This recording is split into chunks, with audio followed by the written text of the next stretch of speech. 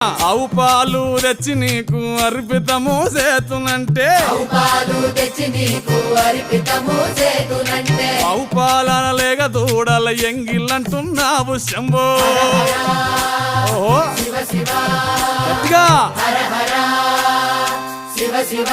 అదే సాంబ శివ నీదు మహిమయన్నటికి తెలియదాయే.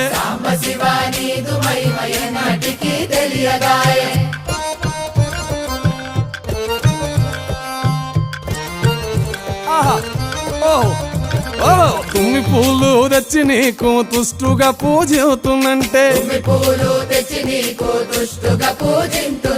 కొమ్మ కొమ్మన కోటి తుమ్మెదలెంగిలంటున్నావు శివ.